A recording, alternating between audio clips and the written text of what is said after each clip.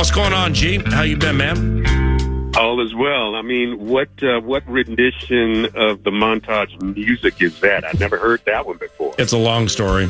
It requires.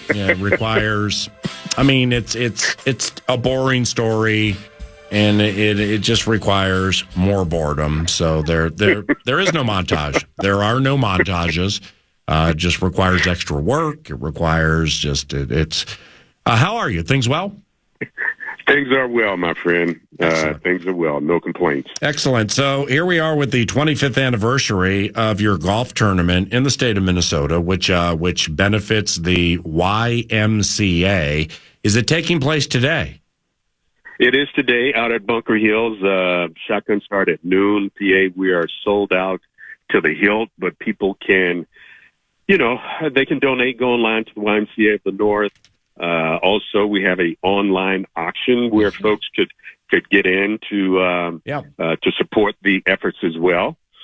And it is a Minnesota Wild Suite. I know that's something that you know a little bit about. It's donated by Tria Orthopedics and Dr. Joel Boyd, someone who we all know very, very well. And the package includes the game of Friday, November 1st, and that's against the Tampa Bay Lightning. 18 tickets, 2 underground parking passes, private entrance, and all of that stuff. A pregame time prior to the dropping of the puck, satellite feeds, high top tables, 18 reserved seats, man, and food, and it's just going to be a great time. I mean, you probably will be there that morning because these boats are pretty good. Might be a box in the way. What's the website? YMCA/Coleman Golf. All right. All right. So that's where they can bid on silent auction items and much more, right? Yeah, and they can call the station and make a on the air bid. All of it's, Paul, for a great cause, and you've heard me say it before. All of our kids are not going in hell in a handbasket. They just need a little help and a little hope, and that's what we've been able to do over the last 25 years or so. Yep, and philanthropically speaking, you've been second to none with that. All right, we'll handle it from here. God bless you, my brother, and stay in touch. We will for sure. I appreciate you. So what's going on here? Yeah, and that indeed, as you mentioned, it's a silent auction, and it starts at $500. $500, and it goes up in $100 increments. Okay. And you're going to get that suite against the Lightning on November 1st. It is 18 tickets with 2 underground parking passes. Okay. The snacks and beverages associated with that. It's Friday, November 1st. Yeah. As you heard, it benefits the YMCA of the North. So 800-320-5326. That's the number. 800-320-5326 to bid on this. Yep. Starts at $500. Who knows where she ends? But it'll go through bumper to bumper today, 6 o'clock. Thank you. And then they'll be called and handle the financial end of things. That's fantastic. Benefiting the YMCA. 800-320-5326. November 1st, a suite via the Bolts. With a couple of underground parking passes, which is where the players and coaches and stuff like that park. That's super cool. And we're at $500. We go up in $100 increments, and that's very nice of the Minnesota Wild and Dr. Joel Boyd, who I've known quite some time. To present that. So thank you very much for that philanthropic push. 9 to noon continues after this.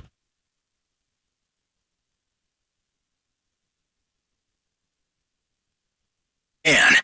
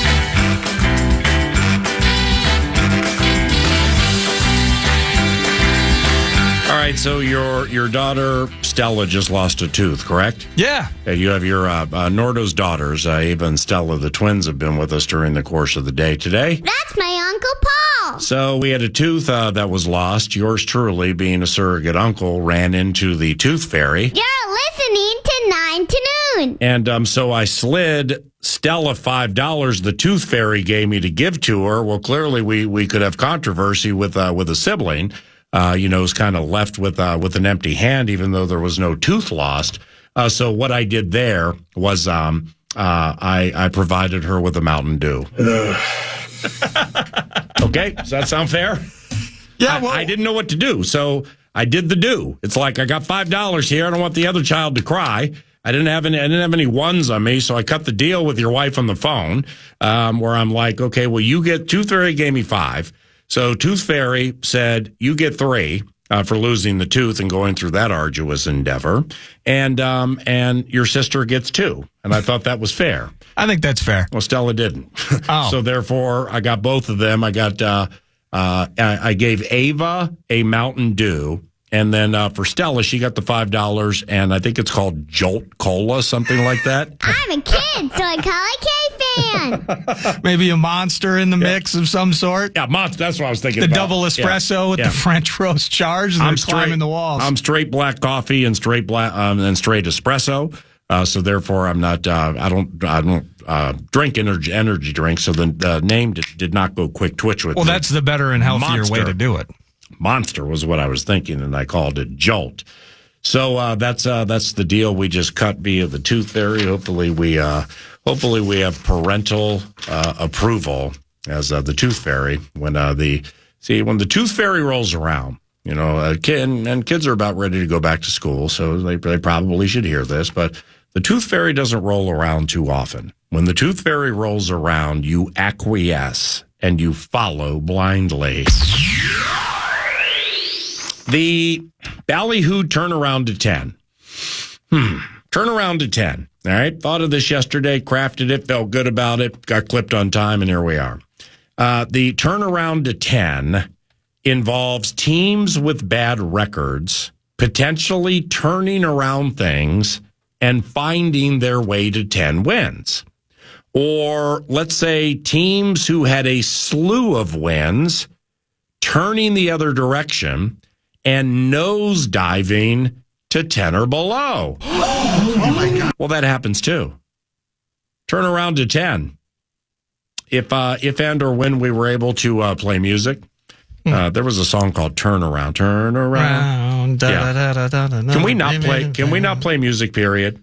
We can. It's just is it 19 seconds? So the clipping penalty. I mean, montages we can do it and will do it during football season. Greg got me going a little bit. I'm tired of these weak tracks. I'm tired as well. But the lawyer's PA, and so within an hour there's a manual editing process. If I just come back with a bumper, it turns let's just say you want to talk about clipping and then clipping penalties associated with manually editing the track and then putting it into the system. So there's that. If you want to play, see this isn't a people meter changer. Okay, this is not. We're talking Western suburb problems here. Yeah, but it's impacted and preferences. But like when I crafted this, I was thinking turn around, everything about. But like I don't want to ask because I don't want to make somebody or request somebody do some extra work that I don't know how much goes into it. And I just don't really understand because it's just not, it's not that important, hasn't been completely explained. But just with this one, like turnaround, I thought it'd be, nice. What's the name of the song? Nice little touch for the listener. Nice little touch for the listener, but I did, it doesn't matter because, we're already down that road. But you see what I'm saying though? Just like for certain situations, like certain little vignettes or things like that. Or I agree with you. I agree with you. Like Mungo Jet or like things that... Well, Mungo Jerry works because it's a parody. Oh, okay. All right, 3-2. Teams with bad records potentially turning around things and getting to 10 wins. Or teams who had a slew of wins turning the other direction and nosediving to 10 or below. And here we are. Minnesota absolutely is a turnaround to 10 candidate. All right, 7 wins.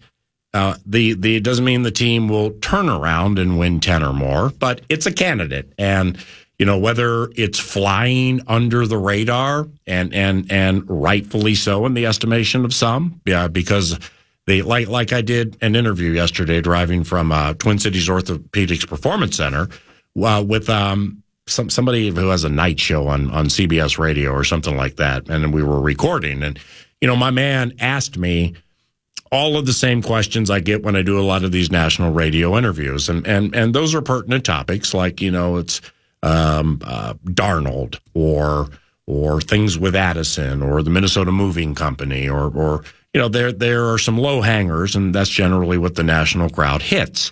But there was an air of skepticism with the host when I responded the way I did about Sam Darnold. And I love that because he pushed back with more so than the lazy diatribe. I saw this with the Jets. I saw this with the Panthers. And thus, this is going to be that. No, it's not. And it's 10 of 10 guaranteed not to be that because these players it could be worse. It could be if there were freak out moments where the feet started dancing around and everything. I mean, maybe there it was Cab Calloway, and here it'll be Michael Jackson. I always love that one. So it might be worse, but it's not the same players, not the same approach, not the same coaching staff, so it can't be the same. It's guaranteed to be different simply because the circumstances are different. So it's whether I see it the same way with Darnold as some others do, that doesn't matter because we're going to play the games and all the bets are going to be settled. But Minnesota absolutely is a turnaround to 10 candidate. The Chicago Bears absolutely are a turnaround to 10 contender off the 7-win piece last year. And the Chicago Bears quite possibly could be 6-3 or 7-2 after 9. Oh my gosh. So I'm not guaranteeing a turnaround to 10, but if it's the hypothetical, you got to be right or it's heaven or hell, then I'm saying 10 or more for the Bears. I ain't going the other way because I don't want to feel that fire. Can I totally clomp on you? And I apologize. What's happened the entire show? Why would it stop right now? Not you, but just I understand the laundry on the field. Yeah, indeed. Thank you, Abbott. So with Darnold, I was talking with Alec Lewis on his podcast last night, and we talked about kind of the projections for Darnold. I'm just curious what you've heard in terms of some of that obvious pushback that has taken place regarding his game, whether it's did you see his completion percentage here? Did you see the lack of drops from his receivers there? It isn't just about weapons. It is instincts and all of those things. And talking it out with Alec, it just felt like, and Florio has said this before, this is really a true potential test and a case and a proof, if you will, of how initial surroundings can impact the pathways that a player takes in his career. Well, the pushback is weak. It's kind of what I just said. It's the people are taking the same low hanger every single time. And it's so frustrating to hear that when you just look at everything that's been stacked up in the favor of him having an opportunity to have a good year. Right, but it's also a parallel to a lot of different things that are of this age, specifically in this business. It doesn't surprise me at all. I can see that. Like if I'm on Sirius NFL Radio with Bruce Murray and Rich Gannon, it's not happening. If I'm on Sirius NFL Radio with Pat Kerwin and Jim Miller, it's not happening. It's those who it's hard to explain, but it's. For me, and I concede frequently. If I'm not right, I'm not right. That's fine. We move on to the next bet. I formulate opinions, and I have for many, many years, and the majority are wrong. Take it from somebody who's handicapped horse races for 30 some odd years and probably picked 28% winners. Is you just have to know how. You have to not be afraid to do it and know how to handle it if you're wrong. And for me, I stick by exactly what I've said for the last X amount of months.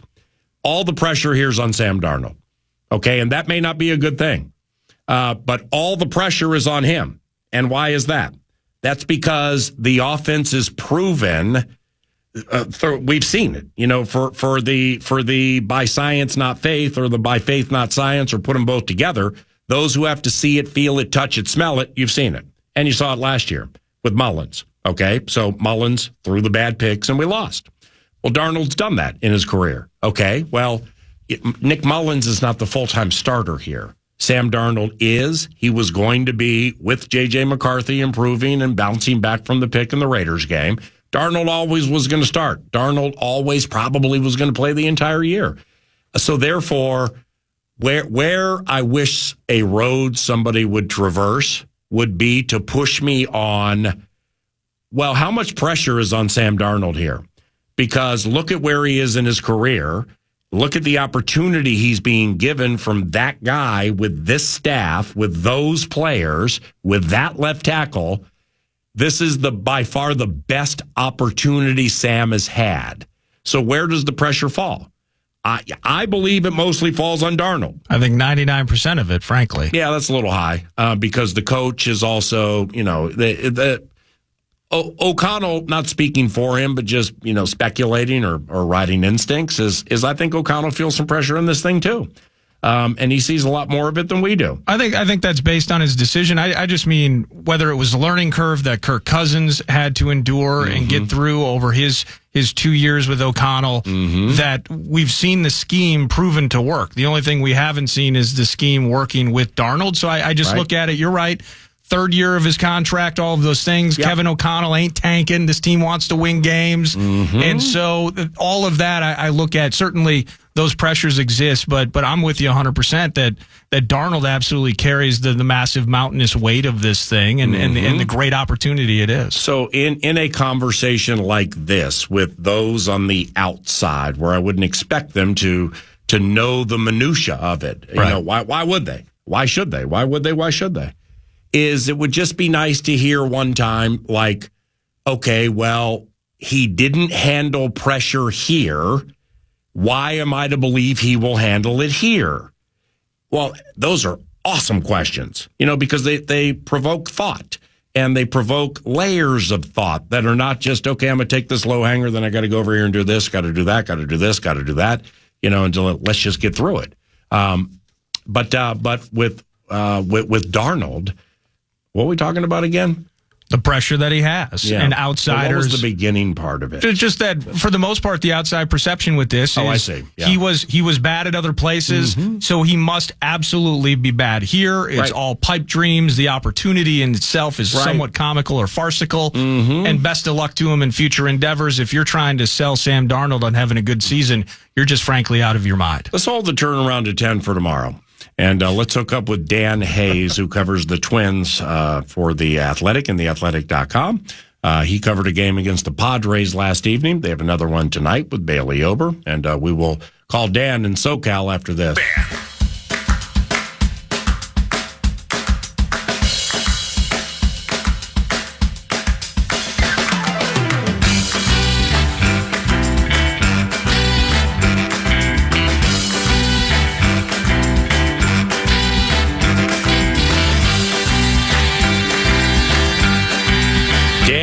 The man on the fan. It is Paul Allen. How have you been? I'm good. Thanks for having me on, man. Hey, and 9:37 SoCal time. Thank you very much for joining 9 to noon. You can follow Dan via Twitter at Dan Hayes MLB, or subscribe to The Athletic, as yours truly did pretty much from the inception, and follow Dan's elite work there. Likewise for Alec Lewis, John Krasinski, Russo Radio, and so on and so on. The Athletic and theathletic.com. I'd like to begin with an observation outside of the Minnesota Twins covenant, if you are so inclined to listen. You cool with that? Sure, yeah. I'm just going to say this. Yainer Diaz, did you see it?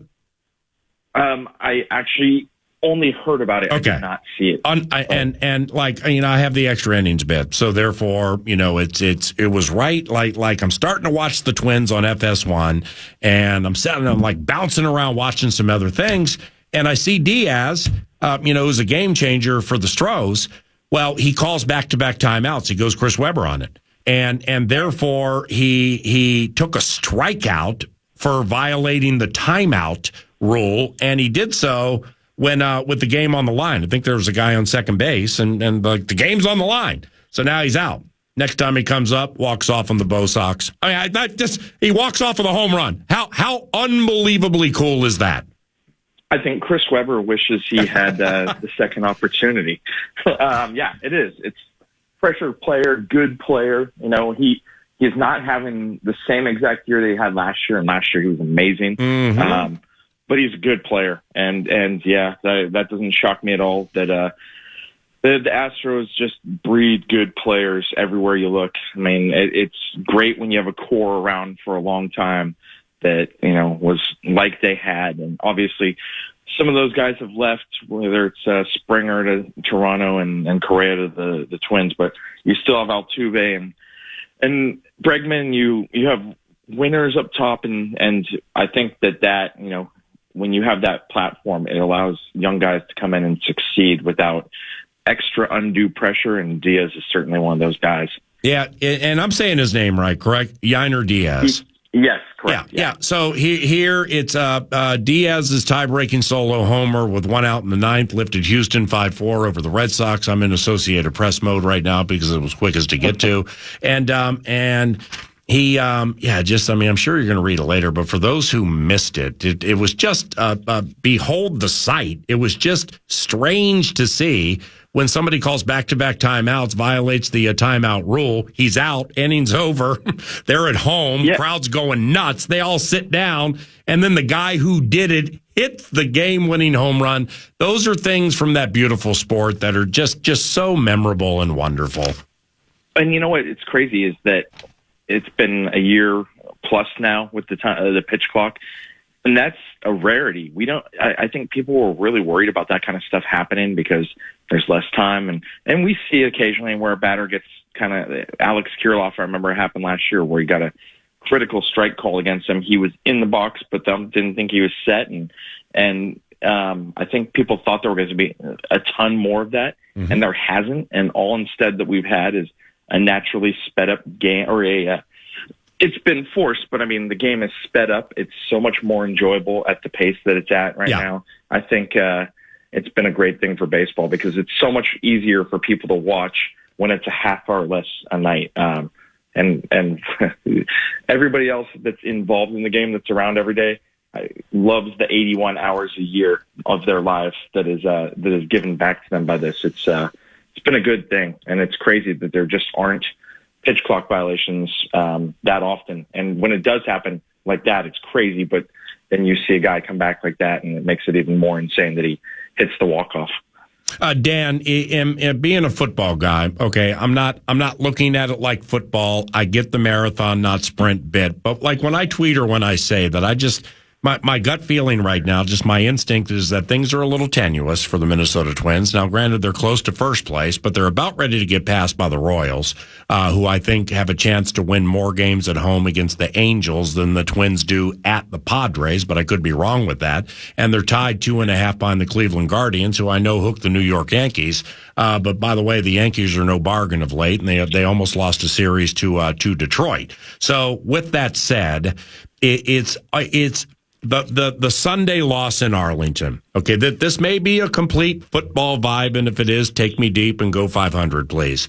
But when road 4-game sweeps are so rare, and you got Seager, you got Garcia, you got Lowe, you got that squad, okay? And you're about ready to sweep a 4-gamer.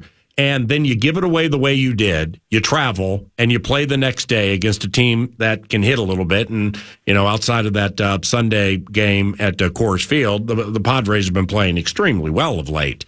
So it was that Sunday, like, how much did that hit this team and maybe play into last night's loss a little, or was it none? No, look, the timing of it was poor. And I'm going to just explain one thing real quick. Mm-hmm. I left Dallas on Sunday morning and came this is all hypothetical, I'm telling you. I potentially left the team on Sunday morning and came to San Diego and did a fantasy football draft with my friends at a house we rented in La Jolla. It's really, really rough. So I was only watching potentially all this. If any of my bosses are listening, I was only watching. But it was crazy because they're in this great mode. Pablo Lopez was fantastic. Yep.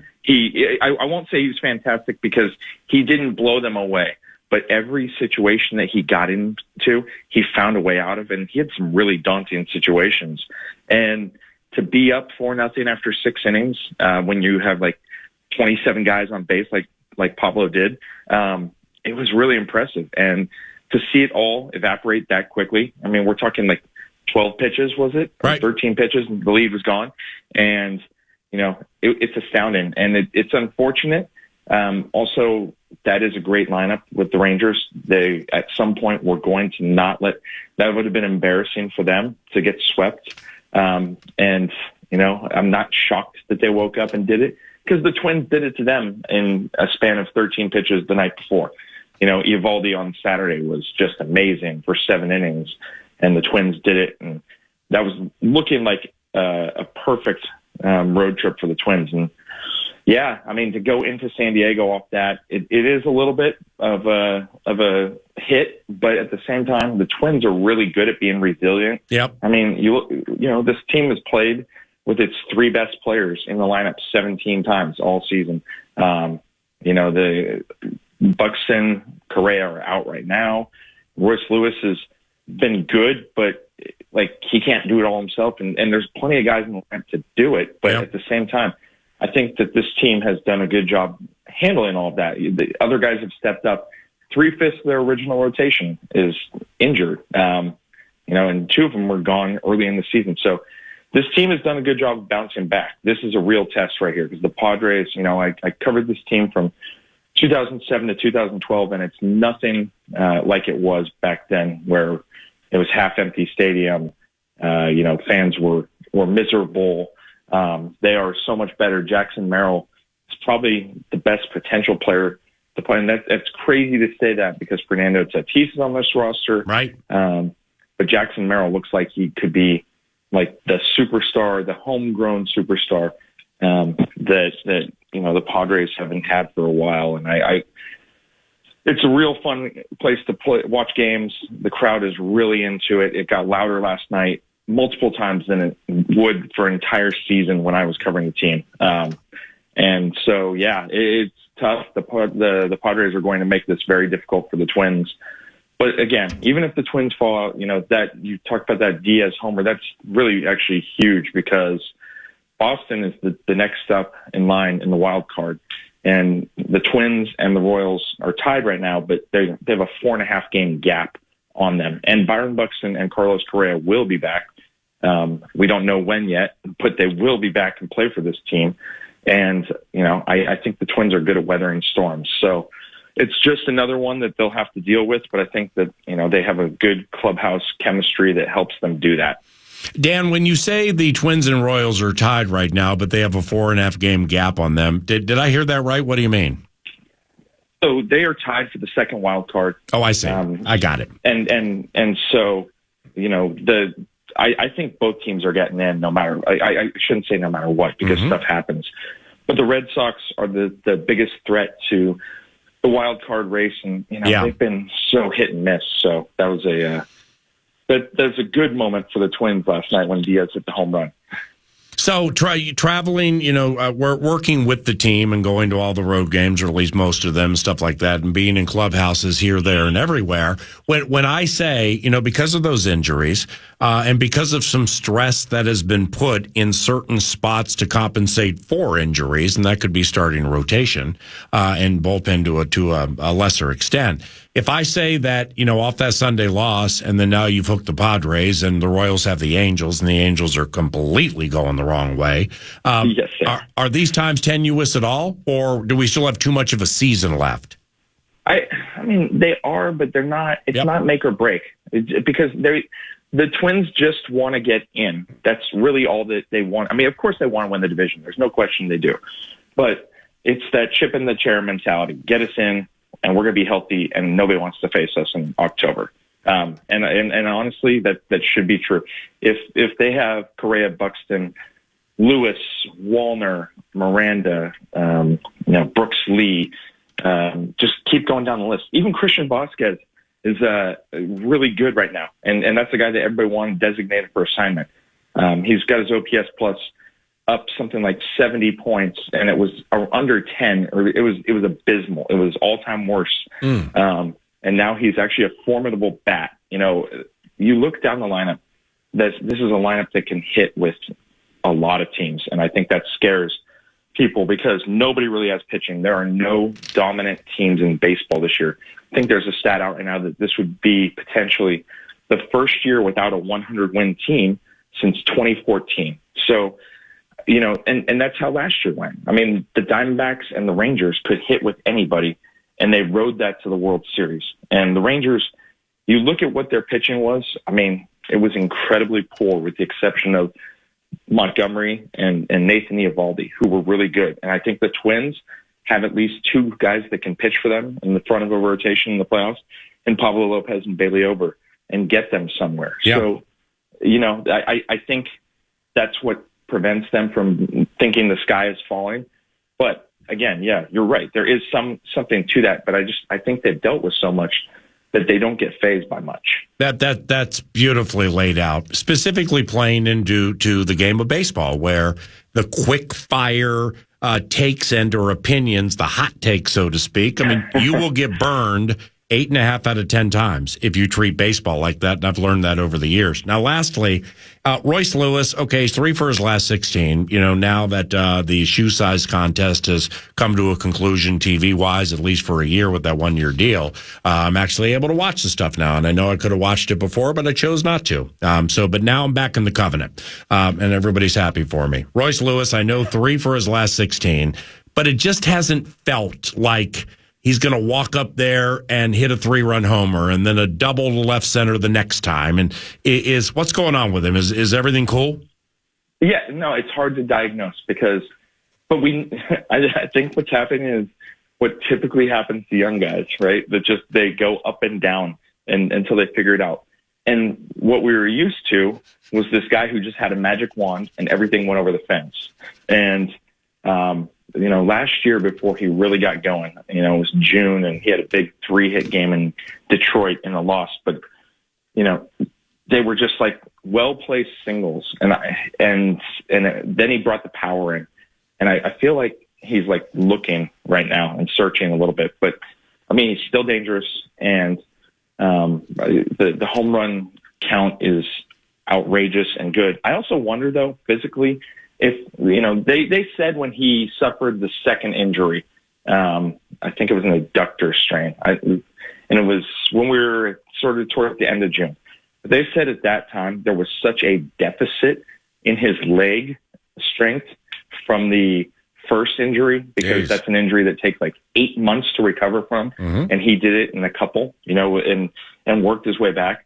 But I wonder if just dealing with all this physically catches up to him, because he is expected to be out there every day because other guys are hurt, and he missed the early part of the season. And the Twins do a really good job of giving him time off, but he's still, playing from behind physically with his leg. And that was a serious injury that a regular person would be sidelined for almost a year for.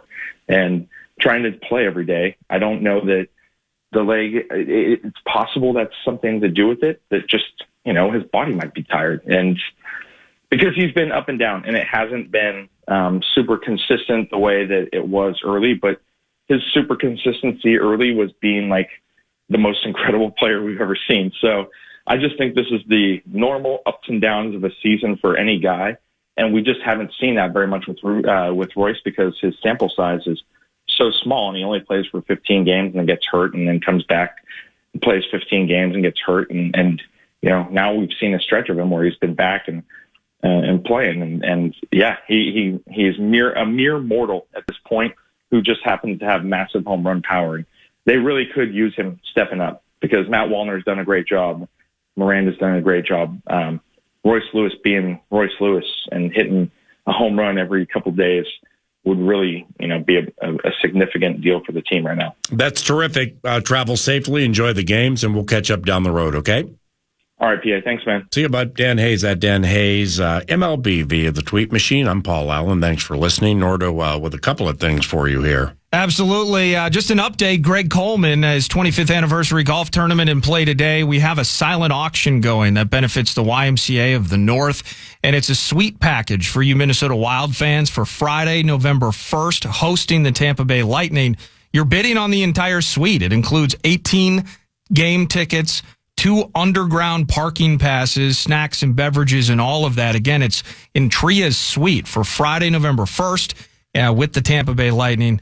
Thank you to the Minnesota Wild for providing that. Thank you to Greg Coleman. Thank you to our current bidding leader.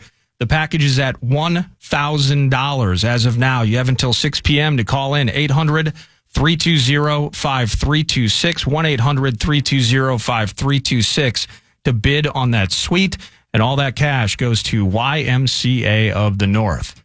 And it's time for the wrap. Hey. Thank you to Casey's for bringing you the 9 to noon show wraps, elite food and fuel deals and rewards, elite pizza. Love you, Casey's. 9 to noon with the random concoctions from takes and guests and sudden silent auctions. Abbott, a frequent subject of appreciation. Maybe in the future, a little more preparation. Today at work, I got my kids trying to answer the phone to handle all of these bids. Utter chaos this morning in Mad Producer's booth with fighting, 8 bathroom trips, even a lost tooth. Kind of the art of dealing with the clomp. If we could play real music, I'd rock Brothers Johnson's Stomp. Sorry, the industry has gotten so litigious to furrow the brow of the host. It's quite prodigious. And Charch is lucky I brought the girls today, because I can't reference the stuff he got caught with at TSA, or certain things he likes wearing when the lights go off. Something, gag, cough, cough. Podcast today's Paul Allen Show, or listen back to previous show and interviews by going to the iHeartRadio app or KFAN.com.